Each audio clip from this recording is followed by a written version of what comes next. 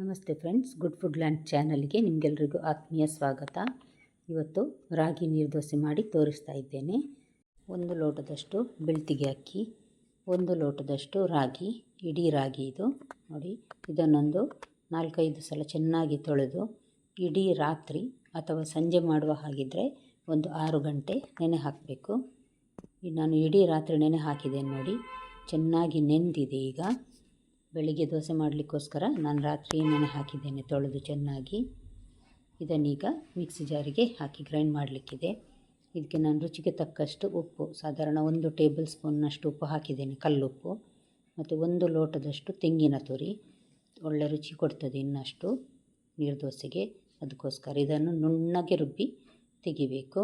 ನೀವಿನ್ನೂ ನನ್ನ channel good food ಲ್ಯಾಂಡನ್ನು subscribe ಮಾಡಿಲ್ಲ ಅಂದರೆ ದಯವಿಟ್ಟು ಸಬ್ಸ್ಕ್ರೈಬ್ ಮಾಡಿ, ಹಾಗೂ ನಿಮಗೆ ಇಷ್ಟ ಆದರೆ ಲೈಕ್ ಬಟನನ್ನು ಪ್ರೆಸ್ ಮಾಡಿ ಮತ್ತು ಫ್ಯಾಮಿಲಿ ಫ್ರೆಂಡ್ಸ್ಗೆ ಶೇರ್ ಮಾಡೋದನ್ನು ಖಂಡಿತ ಮರಿಬೇಡಿ. ಇದು ನೋಡಿ ನುಣ್ಣಗೆ ರುಬ್ಬಿ ತಂದಿದ್ದೇನೆ ನಾನು.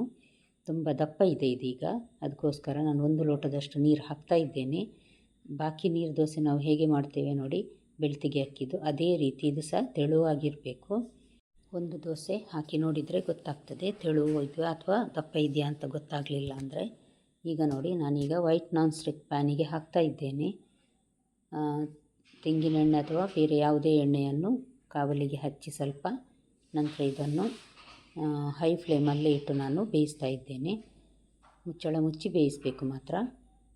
ಅದೇ ರೀತಿ ನೋಡಿ, 2ನೇ ದೋಸೆ ಸಹ ಹಾಕಿ ತೋರಿಸ್ತಾ ಇದ್ದೇನೆ ನಾನು. ಇದೇ ರೀತಿ ಇನ್ನೊಂದು ನಾನ್ ಸ್ಟಿಕ್ ಪ್ಯಾನಲ್ಲಿ ಸಹ ಅದನ್ನು ಮಾಡೋದು ಹೇಗೆ ಅಂತ ತೋರಿಸಿದ್ದೇನೆ. ತಿರುಗಿ ಹಾಕುವ ಅಗತ್ಯ ಇಲ್ಲ, ಚೆನ್ನಾಗಿ ಬೆಂದಿರ್ತದೆ. ಹೈ ಫ್ಲೇಮಲ್ಲಿ 1-2 ನಿಮಿಷ ಸಾಕಷ್ಟೇ. ನೋಡಿ ಎಷ್ಟು ಚೆನ್ನಾಗಿ ಬಂತು.